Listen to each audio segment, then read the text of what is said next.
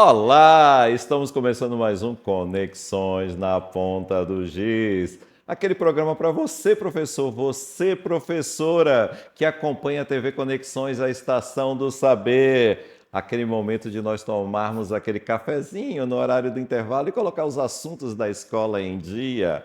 Sabe aquele momento que a gente esbarra com o colega no corredor, no corre-corre da escola e pergunta: e aí, como é que você está? O que é que você tem feito? Já que no dia a dia a gente não está conseguindo se encontrar. Às vezes somos de áreas diferentes, não nos encontramos no AC, mas aqui na Conexões na Ponta do Giz você acaba encontrando aquele colega que sempre vai trazer uma experiência exitosa para você, professor, para você, professora.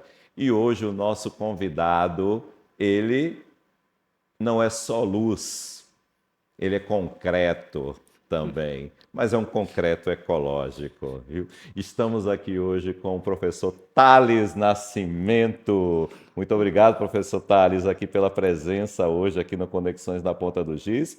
Professor Thales, ele é do CETEP do Cisal, lá na cidade de Serrinha, mas como já é de praxe aqui, professor Thales, o convidado se apresenta. Então, para que as pessoas que ainda não lhe conheceram, não lhe viu ainda nas redes globais e mundiais, vai conhecer agora aqui na TV Conexões. Fique à vontade para olhar para aquela câmera e se apresentar, por favor. Tá certo.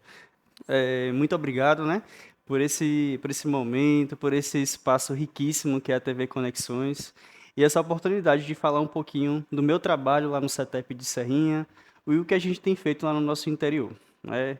Como ele já falou, meu nome é Thales Nascimento, eu sou professor de matemática e também sou graduado em administração e trabalho com a educação empreendedora dentro lá do CETEP. O CETEP fica em Serrinha, né? O município do interior, fica ali próximo à Feira de Santana, e a gente pertence ao núcleo de identidade 4 do CISAL. Como é que a educação entra na sua vida, Thales? Você tem uma formação em matemática, em administração. Quem veio primeiro, a administração ou a matemática? Tá bom. Eu sempre, né, acompanhei esse mundo empresarial, então sempre tive vontade de ser empreendedor. Então, minha primeira formação foi em administração, né? Fui aluno do ProUni, né, das políticas públicas, e a partir daí eu comecei a ver como uma oportunidade também de me ingressar com matemática, né? Eu comecei a trabalhar no CETEP para dar aula no curso de administração, com a EPT primeiro, e posteriormente eu fiz o curso de matemática, para começar um novo campo, né? Eu sempre fui apaixonado por matemática. Então, minha professora Valéria, lá da Escola Normal, lá em Serrinha, que ela vai estar nos assistindo com certeza, e ela foi uma grande inspiradora para mim. Sempre tirava notas boas com ela, apesar que eu estudava à noite, né? Uhum. Sempre trabalhei durante o dia, no comércio em si, e sobrava só o tempo da noite para estudar, eu com 14, 15 anos de idade, e mesmo cansado, a professora sempre falava: "Tá, sempre não desista de estudar, faça faculdade", e ela sempre me despertou para esse olhar, eh, para seguir, né, na docência. E aí, eu lembro que quando eu tinha lá meus 12 anos de idade, eu já fazia reforço escolar em minha casa. Como se fosse, nunca, coloquei uma plaquinha lá, Darcy Banca, na frente lá da minha casa. E aí eu comecei a ajudar a estudante, já estava sendo professor e nem sabia, a ajudar a responder as atividades de casa. Até eu encontro muitos hoje na rua, eu falo: "Aquele ali eu ensinei a ler". Então, é bem legal. Eu já começava a educação já entra na minha vida como uma fonte de renda, de uma forma bem despretensiosa, e hoje ela é uma grande fonte, né, de vida para minha própria vida Fonte de vida, fonte de inspiração e de e de projetos, né? projetos. Então, ao longo dessa sua trajetória aí como um estudante dedicado, você soube aproveitar bem essas oportunidades que a educação trouxe até você. E a gente percebe que hoje, nesse lugar que você se encontra hoje de professor, você tem procurado retribuir, né, com dedicação e em alguns projetos. Conte um pouco para a gente desses projetos que antecederam esse projeto atual, que é o do Biocimento, que está dando assim uma grande visibilidade ao seu trabalho, mas não é o único. Mas quando é que você percebe que, além do ensino, a pesquisa, essa extensão, faz de você um profissional mais engajado e que pode contribuir mais com a sua comunidade? Então, né? Minha história com projetos, ela começa na FECIBA. Por um acaso, um professor não pôde ir para a FECIBA, o professor Lucas lá da minha escola, e ele me pediu para eu substituir com o grupo de estudante deles. Então eu nunca nem tinha me deparado que era um projeto científico. Então foi naquele momento ali, que foi antes da pandemia inclusive, que eu falei, caramba, olha que universo legal a FECIBA. Então a gente vi diversos projetos, aí falando, caramba, tem premiação, manda estudante da Bahia para São Paulo, para a Febrace, para a Mostratec. Eu falei, caramba, eu vou querer isso para minha vida.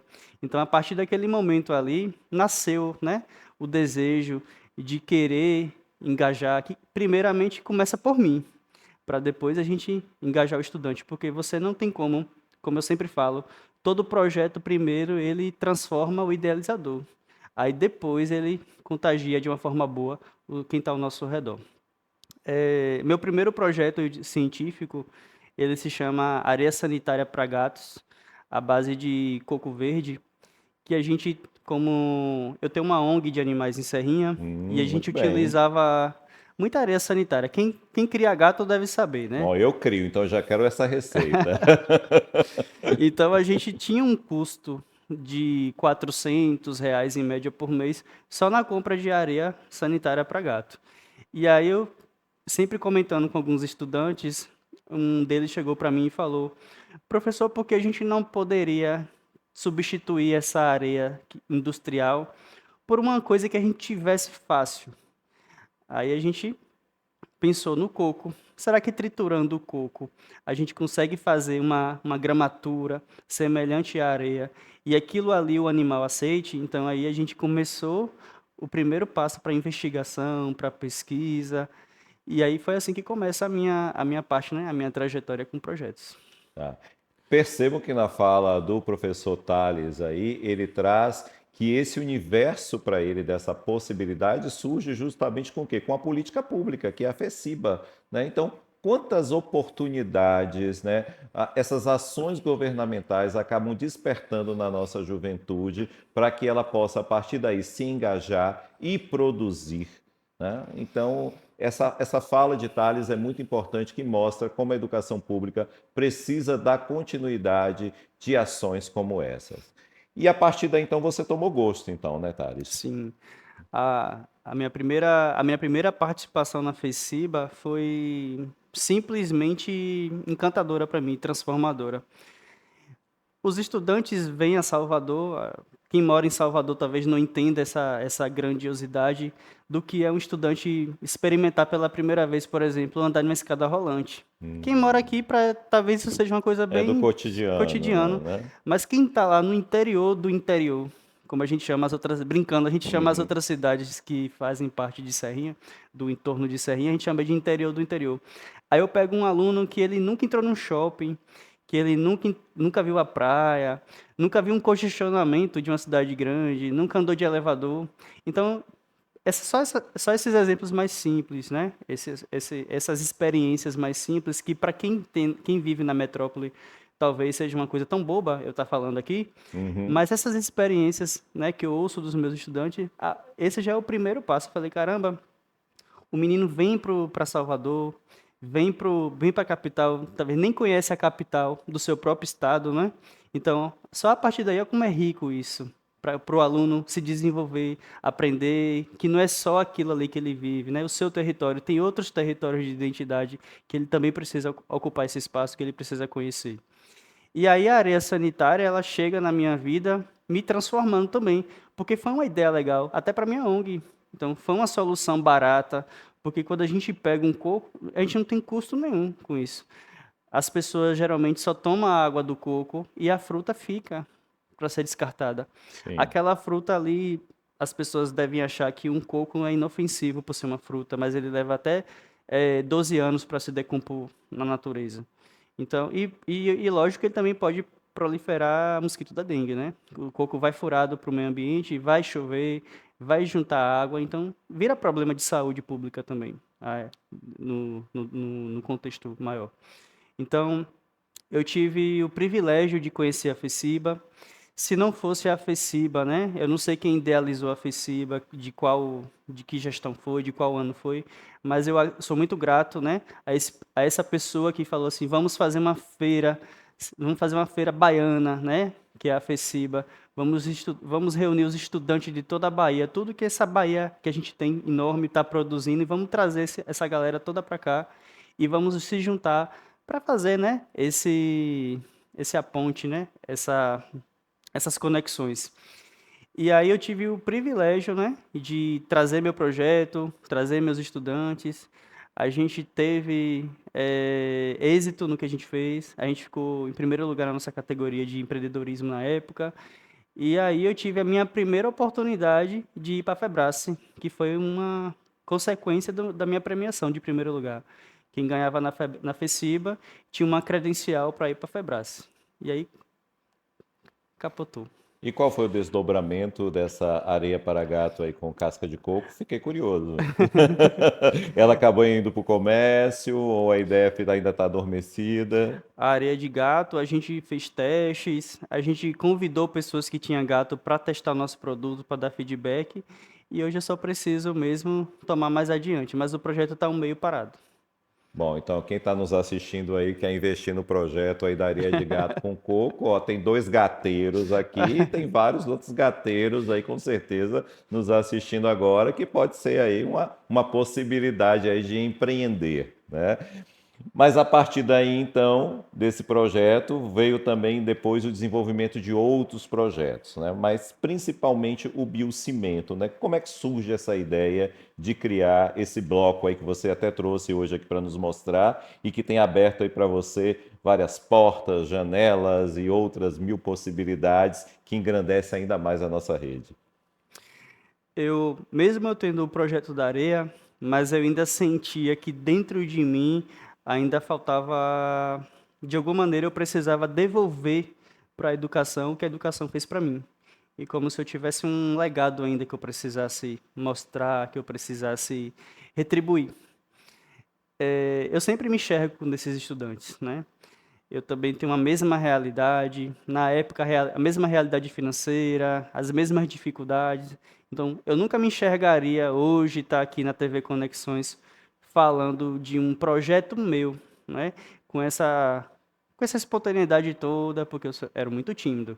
Obviamente, eu ainda sou um pouco tímido, mas eu não teria essa coragem de estar aqui hoje com, né, com você, com toda a sua equipe, né, e com a TV Conexões.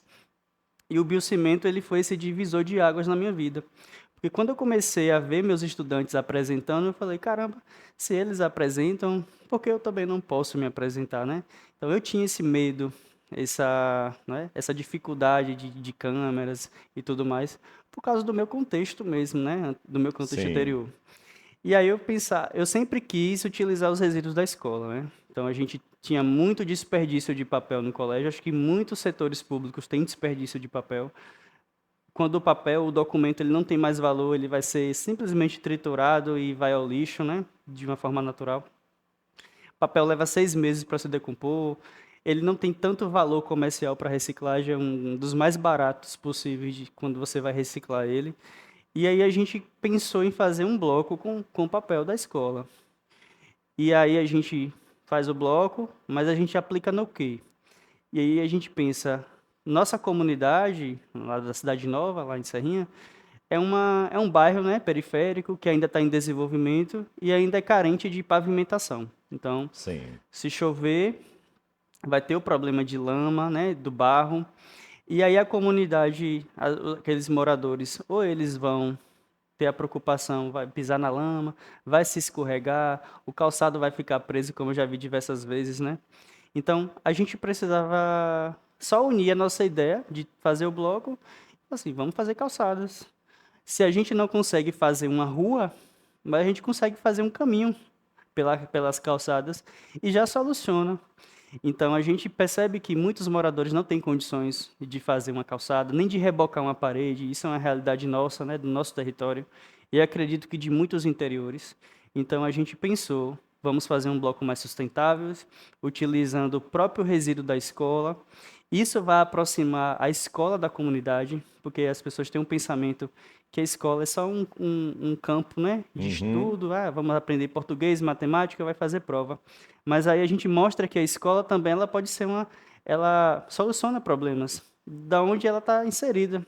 Então isso aproxima o colégio, o estudante, a sua própria realidade e também a comunidade. Então a gente consegue fazer uma tecnologia social, né, próxima e barata, né, e acessível.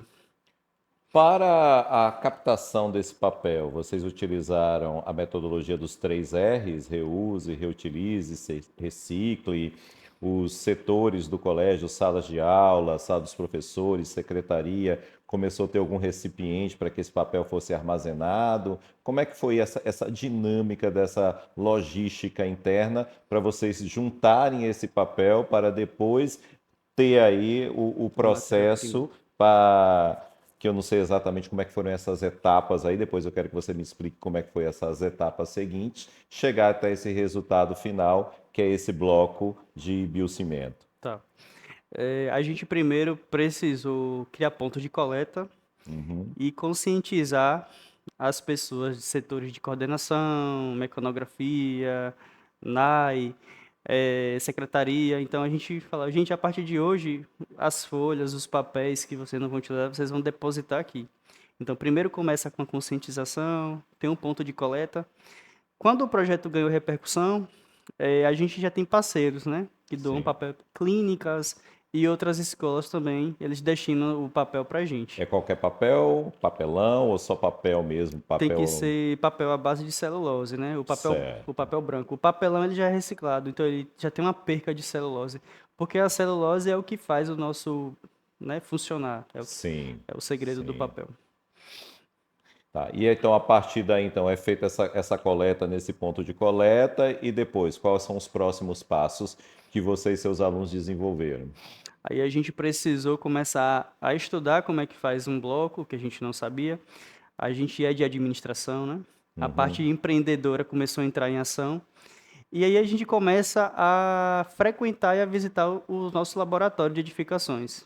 Então a gente começou a aprender a usar uma betoneira, estudar normas técnicas de engenharia, o que é necessário ter para um bloco, para uma calçada, que norma tem que atender, qual característica precisa ser, ele vai ter durabilidade, como é que testa a resistência. Então a gente teve esse apanhado teórico primeiro com os meus estudantes e aí depois a gente foi para a prática.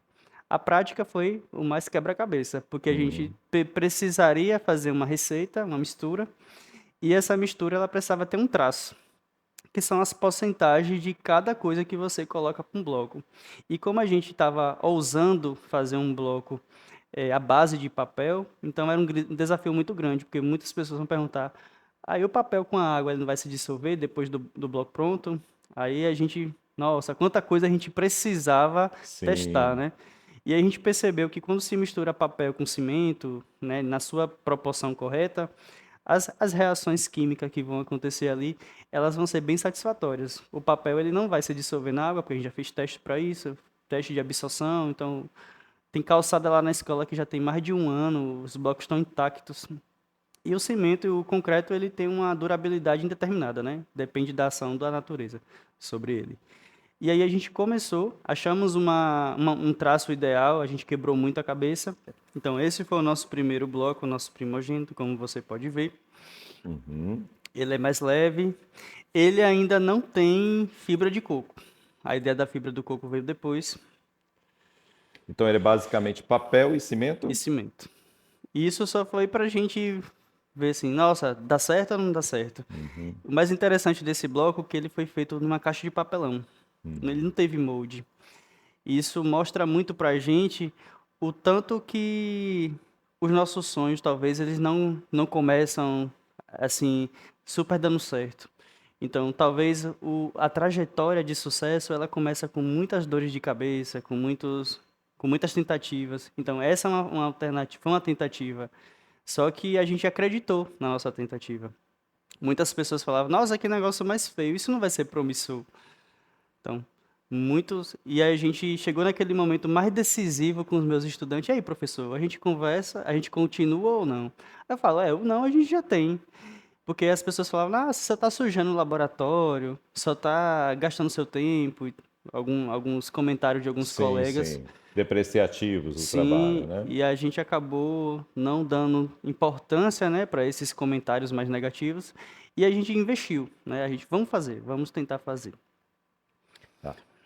Quanto tempo de trabalho foi, Thales, para poder chegar a esse primeiro resultado aqui? Primeiro, uns 4 meses.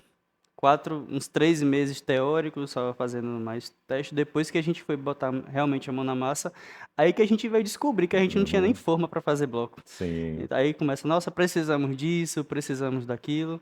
Mas mesmo com esses desafios de precisar de recursos, a gente ainda não deixou esses desafios nos, né, ganhar da gente, né, ganhar do nosso querer. E os estudantes envolvidos foram só do curso técnico em administração Sim. que participaram? Quantos estudantes participaram do projeto? Nosso bloco inicialmente teve a mãos de 5 estudantes, né? Tudo do curso de administração. A gente até hoje nunca conseguiu envolver tanto o pessoal de edificações propriamente dita, mas a gente esse ano já falou que a gente já vai conseguir fazer uma parceria com eles. Porque a gente fica parecendo que a gente que é do curso, né, de Sim, edificações sim, pelo produto, né, ser de sim. engenharia, mas é a galera engenhosa do empreendedorismo que começou a fazer tudo isso. Que maravilha, viu? Estão gostando do programa? Eu não disse para vocês que hoje o programa Conexões na Ponta do Giz ia ser algo concreto? Pois é, estamos vendo uma experiência concreta, exitosa, desenvolvida em uma das nossas escolas daqui da rede, do CETEP de Serrinha, tá? Que ganhou aí vários prêmios. Já já a gente vai falar sobre esses prêmios aqui que vieram por conta do desenvolvimento dessa tecnologia aqui. Mas para você que está nos acompanhando aí e ainda não segue a TV Conexões, está na hora de seguir, de conhecer os conteúdos da TV Conexões.